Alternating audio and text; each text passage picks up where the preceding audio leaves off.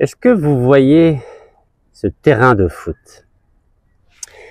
Vous savez, aujourd'hui, lorsqu'on voit l'actualité en France, nous voyons que la diaspora algérienne, qui compte 5 millions d'âmes, est ballottée comme un ballon entre deux cages d'un terrain de foot. Eh oui. C'est malheureux à dire, mais nous voyons que cette communauté de 5 millions d'âmes, ballottées, ridiculisées, opprimées, discriminées, abandonnées, invisibilisées, elle n'a plus de droit juridique, plus d'ambassadeur. On vient d'apprendre que les préfectures ne renouvellent plus les rendez-vous pour les cartes de séjour ou le renouvellement des titres de séjour. On n'accorde plus de subventions aux écoles musulmanes. On expulse des OQTF. On expulse même des personnes qui ne diraient pas des choses agréables pour l'État français. Mais où va-t-on? Où va-t-on? Nous entendons des enfants d'anciens présidents de la République déclarer vouloir brûler l'ambassade d'Algérie. Nous entendons le président des maires de France et maire de Cannes dire qu'il faut fermer 1/3 à 2/3 des consulats algériens en France. Et à côté de ça, notre pays, notre beau pays, notre merveilleux pays se tait, a décidé de faire vœu de silence. Est-ce bien raisonnable? Vous savez, à l'époque de Feu Houari Boumedienne, nous avions en France et en Europe l'amicale des Algériens en Europe, qui assurait des cours de langue, qui défendait les travailleurs, qui défendait les étudiants, qui accordait des bourses.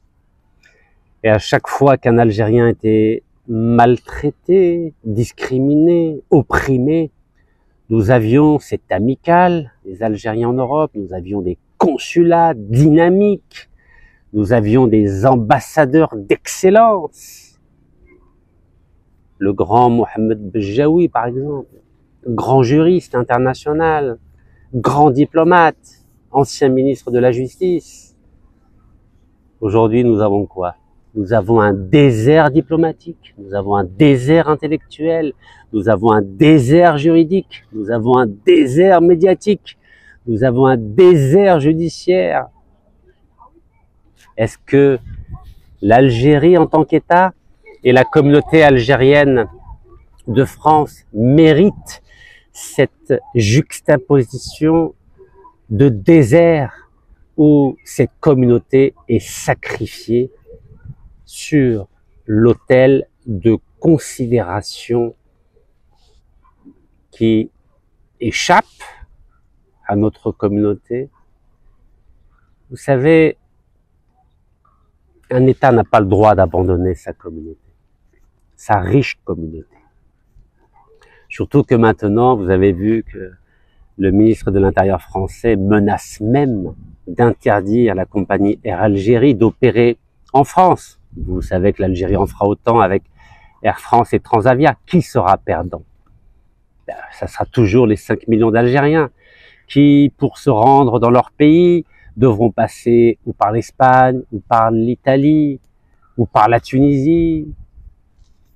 Mais jusqu'où allons-nous pratiquer cette politique, cette diplomatie à la petite semaine sur le dos de notre diaspora algérienne? Vous savez, quand on est en charge d'une diplomatie, on a le devoir de protection de nos communautés à l'étranger.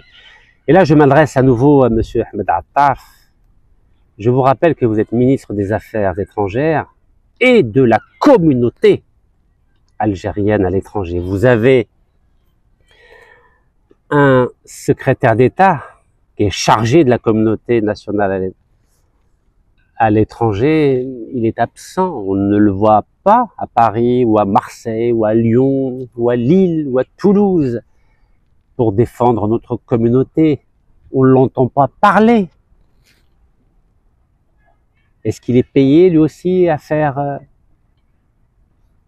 vœu de silence?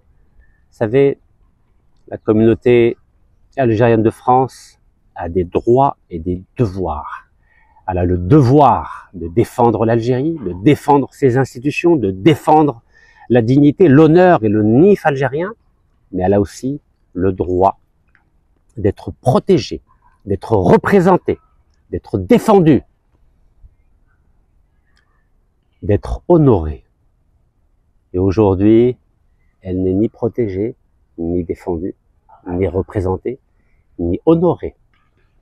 Est-ce qu'elle mérite pareil traitement quand on sait que 80% du financement de la guerre de libération, de la révolution algérienne, a été l'œuvre de cette communauté algérienne de France entre 1954 et 62, et mon défunt papa avec mon défunt oncle Sidjilali Ben Cheboub Rabbi Yarhamoum ont participé à la récolte de ces francs qui sont devenus des milliards pour acheter des armes afin de combattre le colonialisme français. Et aujourd'hui, qu'est-ce que cette communauté d'Algériens de France obtient en retour? Du silence. Et ce silence, évidemment, est exploité par les partis de droite et d'extrême droite français qui sont au gouvernement.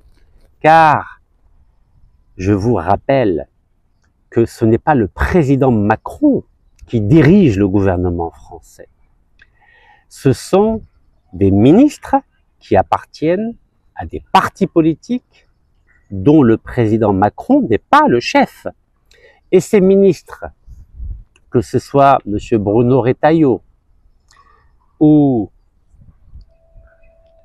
par exemple M. Gérald Darmanin, qui faisait partie du même parti que M. Bruno Retailleau, c'est-à-dire les Républicains de Nicolas Sarkozy, ont leur propre agenda politique, ont leur propre ambition politique. Et ils ne sont pas astreints à une solidarité présidentielle, bien au contraire. Que ce soit M. Darmanin ou M. Retailleau, ils ne suivent pas la ligne politique du président Macron. Aujourd'hui, le président Macron n'a aucun pouvoir à l'intérieur de l'Hexagone. Il peut, à la rigueur, représenter la France au niveau des instances internationales, mais ce n'est pas lui qui est responsable de la politique judiciaire, ce n'est pas lui qui est responsable de la politique intérieure, et ce n'est pas lui qui est responsable de la politique des transports. Ce qui veut dire, et là je tiens à alerter notre diplomatie algérienne, le ministre de l'Intérieur français, le ministre de la Justice française veulent devenir président de la République. Et l'Algérie est devenue le fonds de commerce de leur programme électoral.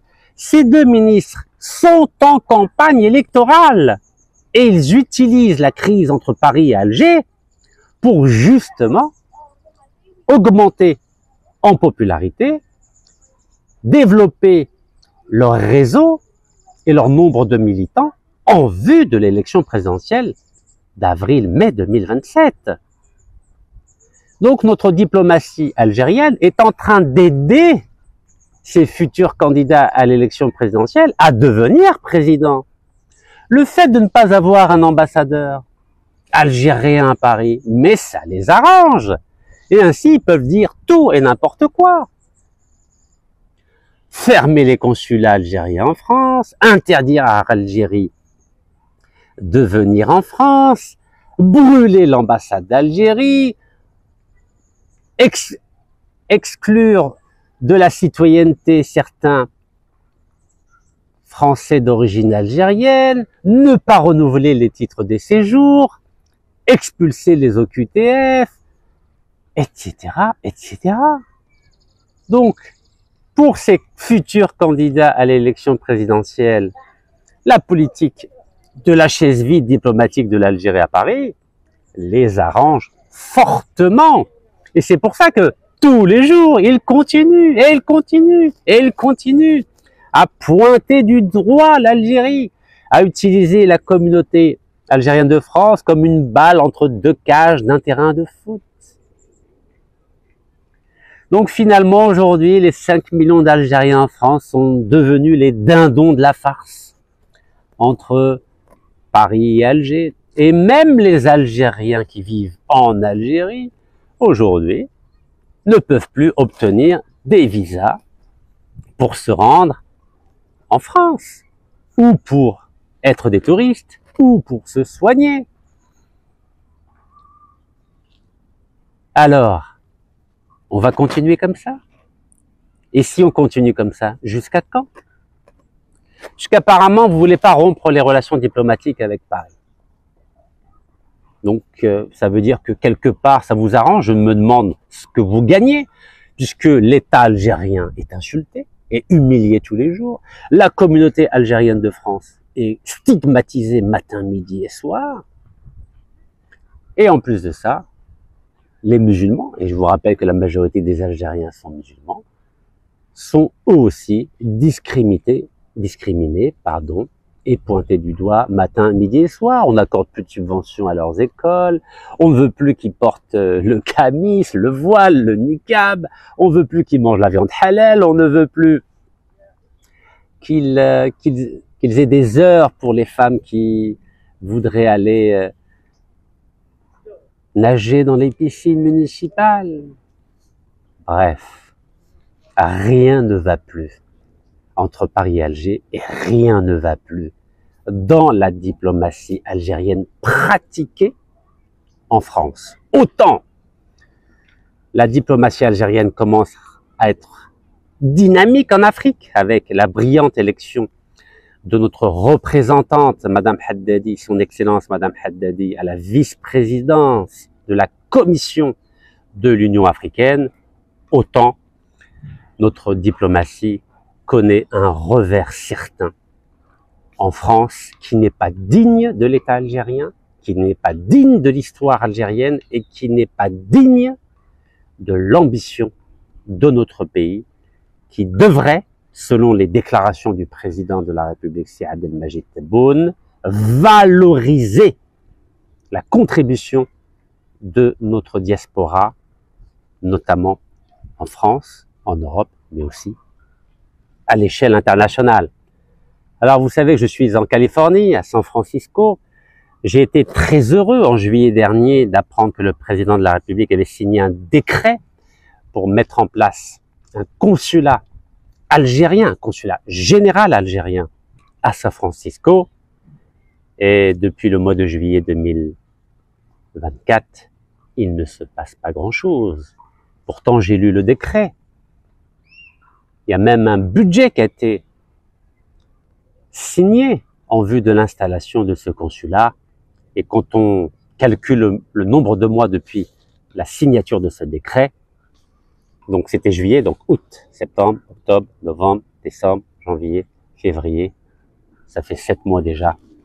Et il n'y a toujours pas à l'horizon l'installation de ce consulat général algérien à San Francisco. San Francisco, c'est le berceau de la Silicon Valley, c'est le berceau de la technologie mondiale, de l'intelligence artificielle, d'Amazon, de Netflix, de Twitter, et j'en passe. 80% des entreprises technologiques se trouvent ici, en Californie, à quelques kilomètres du stade de football où je me trouve aujourd'hui. Nvidia, la plus grande entreprise mondiale d'intelligence artificielle et de microprocesseurs, se trouve à quelques kilomètres d'ici. Nvidia, vous savez, cette entreprise, sa capitalisation boursière, c'est 3500 milliards de dollars. C'est 20% de plus que l'addition de tous les PIB des 55 pays africains. Vous imaginez? Et nous n'avons toujours pas de consulat, malgré le décret signé par le président Sy Abdelmajid Tebboune. Vous savez, je vous ai dit que je n'allais pas intervenir dans les sujets concernant la politique intérieure algérienne, mais j'allais me prononcer pour améliorer l'image de l'Algérie à travers le monde et pour défendre l'image de l'Algérie à travers le monde.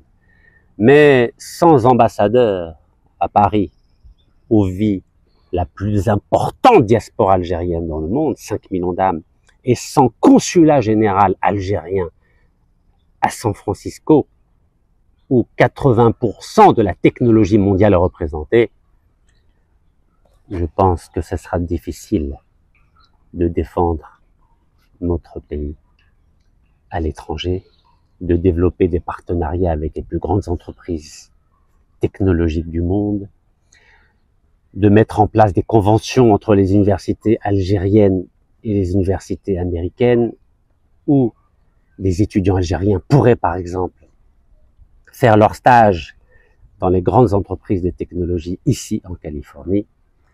Je crois que malheureusement, il y a un hiatus, un non-pan, comme on dit, un décalage énorme entre les déclarations de notre diplomatie d'une part et la réalité sur le terrain. Jusqu'à quand va-t-on sacrifier l'image de l'Algérie à l'étranger? Jusqu'à quand va-t-on abandonner le destin de notre diaspora algérienne en France, qui est, et je l'ai répété à plusieurs reprises, orpheline, sans aucune protection, alors que le devoir de tout État est de protéger ses ressortissants à l'étranger. Et quand je vois l'absence de réaction officielle concernant des déclarations extrêmement graves, notamment du maire de Cannes, qui est président de l'association des 36 000 maires de France, je suis extrêmement inquiet, et pas que moi. Les 5 millions d'Algériens en France sont très inquiets de l'absence de gouvernail au niveau de notre diplomatie, de l'absence de stratégie de notre diplomatie à l'endroit de notre communauté vivant en France. Je ne sais pas quel est l'objectif que poursuit notre diplomatie en faisant vœu de silence et en pratiquant cette politique de la chaise vide diplomatique en France, et nous avons vu une des conséquences de cette absence de représentation diplomatique, puisque l'Institut du monde arabe, où normalement notre ambassadeur peut siéger au conseil d'administration, a organisé un événement pour insulter l'Algérie, pour obliger l'Algérie à libérer un détenu hospitalisé à l'hôpital Mustapha Bacha et qui est poursuivi par notre justice. Donc notre pays est en train de laisser n'importe qui, n'importe quel imbécile, excusez-moi de l'usage de ce mot, pour nous insulter publiquement, pour nous humilier publiquement. Mais jusqu'à quand? Mais jusqu'à quand? Notre pays, notre diplomatie va laisser n'importe quel juge, comme M. Trévidic, n'importe quel ex-ambassadeur, comme M. Driancourt, n'importe quel fils d'ancien président, comme Louis Sarkozy, n'importe quel président de l'Association des maires de France, n'importe quel ministre, n'importe quel intellectuel, n'importe quel journaliste, matin, midi et soir, comme sur CNews, où notre pays est insulté, humilié, notre communauté bafouée. Mais jusqu'à quand? Vous croyez que c'est digne de l'Algérie, c'est digne de nos chouhada, Rabbi yarhamhum, c'est digne de notre État, c'est digne de nos valeureux citoyens que de laisser la France, qui a retrouvé ses habitudes colonialistes, nous traiter comme des moins que rien? Bon, alors peut-être que vous vous orientez vers la rupture des relations diplomatiques, soit, pourquoi pas. Mais dans ce cas-là, j'espère que vous avez une stratégie. Stratégie pour accueillir 5 millions d'Algériens qui vivent en France. Stratégie pour construire des logements pour ces 5 millions d'Algériens. Stratégie pour soigner ces 5 millions d'Algériens. Stratégie pour assurer la scolarité de ces 5 millions d'Algériens, stratégie pour embaucher ces 5 millions d'Algériens, stratégie pour assurer les activités sportives et de loisirs de ces 5 millions d'Algériens. J'en ai pas l'impression. Vous savez, dans mon dernier livre, Mon combat contre la dictature algérienne, notamment contre le régime Bouteflika, j'ai écrit à la page 283 un chapitre qui s'appelle l'avenir du regroupement familial au regroupement étatique. C'est la page 283. Et qu'est-ce que je disais? Je disais, annuler les accords d'Évian, c'est bien. Mais est-ce suffisant pour régler les problèmes structurels entre les deux pôles de la Méditerranée, c'est-à-dire la France et l'Algérie? Assurément non. Pour éviter que l'histoire ne se répète, et elle se répétera si nous n'y prenons garde, un nouvel accord non écrit doit voir le jour entre l'Algérie et le Maghreb d'une part et la France et l'Europe d'autre part. En quoi consiste-t-il? L'Algérie met en place sur 10 ans un programme de remigration. Remigration, c'est-à-dire le droit au retour des Algériens vers la mère patrie. Donc un programme de remigration de ses cadres et de sa main-d'œuvre qualifiée afin de développer son économie de bazar. C'est l'expression de feu Abdelaziz Bouteflika lorsqu'il était à Paris. Il était venu à Paris en juin 2000. Donc cette économie de bazar qui dépend à 96% des hydrocarbures, c'est-à-dire du gaz et du pétrole. Concomitamment, c'est-à-dire en même temps que l'Algérie mettrait en place ce programme de remigration sur 10 ans. La France accepterait de réduire de 50 à 25% les parts des entreprises comme Total ou Engie dans le secteur énergétique algérien afin que le gouvernement local algérien puisse disposer des ressources financières nécessaires à l'accueil, l'hébergement, la scolarisation, l'embauche et la prise en charge médicale des 5 millions d'Algériens vivant dans l'Hexagone. J'écrivais ça déjà en mars 2022, mes chers compatriotes. Je poursuis. Cette manne financière permettra aussi de développer les infrastructures routières, de transport et de loisirs indispensables pour donner envie aux Algériens de retourner dans leur pays qu'ils aiment, ne l'oublions jamais, et dont ils sont si fiers de loin. Enfin, dernier point, et pas des moindres, cette stratégie de remigration, similaire à la loi du retour inaugurée en Israël le 5 juillet 1950. Vous savez que le 5 juillet 1950, c'est-à-dire 12 ans avant l'indépendance algérienne, Tel Aviv avait mis en place une loi de retour pour accueillir tous les Juifs du monde entier dans leur pays. Et ça a marché. 80% des Juifs du monde entier sont retournés depuis cette date. Je poursuis. Donc cette stratégie de remigration, similaire à la loi du retour inaugurée en Israël le 5 juillet 1950, ne pourra réussir que si l'Algérie quitte le pool des États fascistes, c'est-à-dire des États autoritaires, comme cela était le cas pendant l'ère Bouteflika, pour rejoindre celui des pays démocratiques. Car aucun Algérien vivant en France n'aura envie de retourner dans son village d'origine, comme moi par exemple, si le simple commentaire négatif sur Facebook risque de le conduire directement en prison. Et ça a été mon cas, vous le savez. Seul ce cocktail de mesures à la fois économiques, sociales et politiques pourra alléger l'impact négatif de l'immigration algérienne en France et amorcer un décollage économique et démocratique en Algérie en particulier et au Maghreb en général.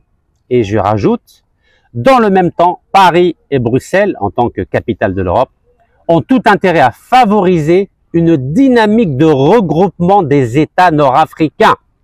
Et vous savez, je défendrai toujours, même si je suis critiqué par 90% des abonnés de mes pages sur les réseaux sociaux, l'unification nord-africaine au-delà des régimes actuels. Car vous savez, tout bouge. Et on l'a vu en 1969.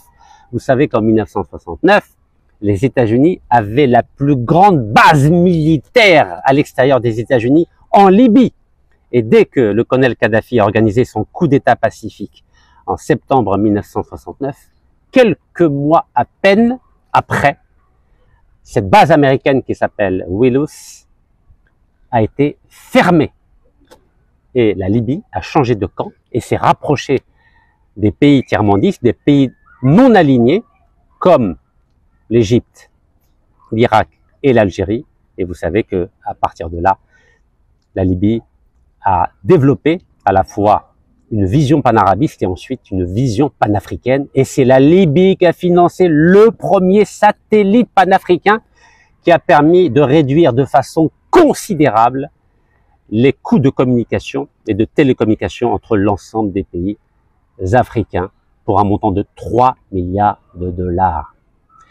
Donc aujourd'hui, quand j'entends des Algériens critiquer le Maroc à juste titre, et notamment son alliance avec le génocidaire Netanyahou, bien sûr, ils ont raison d'être inquiets, mais de la même façon que la Libye a changé en quelques mois en 1969, j'ai bon espoir que si nous œuvrons dans la direction de la construction de l'Union africaine, il y aura évidemment comme condition la fin de l'alliance du Maroc avec cet allié génocidaire en la personne de Netanyahou, et ça sera la condition de la relance de la dynamique de l'Union nord-africaine.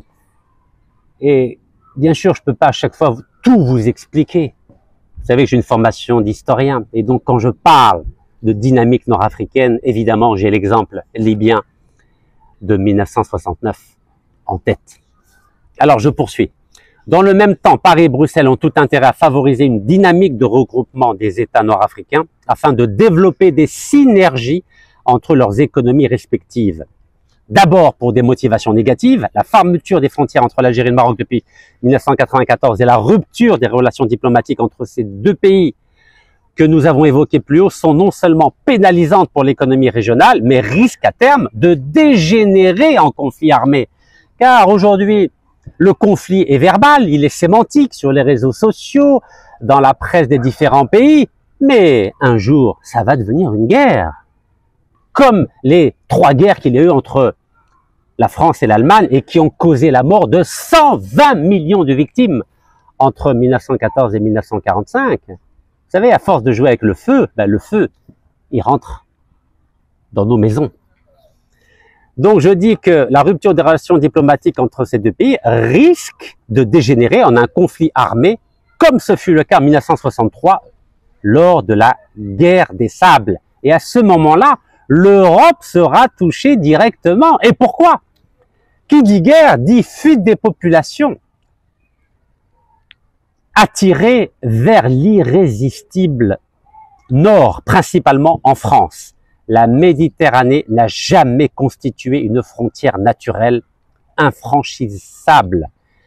Et je poursuis ensuite, pour des raisons positives, un rapport de la Banque mondiale datant de 2011 n'évalue-t-il pas à 2 points de PIB l'impact négatif de la fermeture des frontières terrestres entre Alger et Rabat? Cela représente 2 milliards de dollars par an. Aider les pays d'Afrique du Nord à s'entendre et à développer ensemble des synergies économiques, c'est rendre possible la remigration positive de millions de Maghrébins de France dans leur pays d'origine, devenus enfin, grâce à une politique d'interdépendance entre l'Union européenne et l'Union du Grand Maghreb, des havres de paix et de prospérité. Et je finis en disant, voici donc exposés les facteurs négatifs et positifs pour lesquels la France et l'Europe ont tout intérêt à jouer la carte de l'intégration politique maghrébine, nord-africaine, du transfert partiel de souveraineté économique des ressources énergétiques et de la promotion de la démocratie dans le bassin sud de la Méditerranée.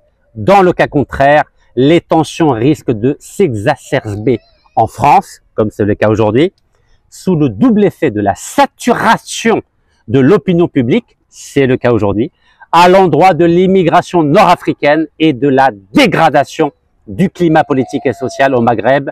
Voilà ce que je disais, ce que j'écrivais dans les pages 283, 284 et 285 de mon 6e livre, Mon combat contre la dictature algérienne, publié en mars 2022 en France aux éditions Maximilou. Mes chers compatriotes, vous savez, on a le choix entre un discours populiste, qui est facile, hein, vous savez, quand vous tenez un discours populiste, tout le monde vous applaudit. Oui, bravo, bravo, bravo, bravo. Mais ce discours populiste va nous mener tout droit à la guerre. Ou bien, nous avons le choix avec le discours de responsabilité. Vous savez, un grand philosophe allemand parlait d'éthique, de la responsabilité. Moi, je suis pour l'éthique de la responsabilité. Je suis pour le discours de la responsabilité, pour construire quelque chose de solide et pour, à terme, mettre en place des relations apaisées entre l'Union nord-africaine et l'Union européenne. Car si on poursuit dans la logique du discours populiste, nous allons tout droit vers l'expulsion massive et non désirée et non contrôlée des différentes diasporas nord-africaines qui se trouvent en France aujourd'hui, pas seulement les Algériens, mais les Marocains et les Tunisiens. Et vous savez que les Français commencent toujours par attaquer l'Algérie avant d'attaquer le Maroc et la Tunisie. Et je vais juste vous donner, pour finir, une référence historique. La colonisation de l'Afrique du Nord, la colonisation française de l'Afrique du Nord, par où a-t-elle commencé? Elle a commencé par son centre névralgique en 1830, c'est-à-dire par l'Algérie.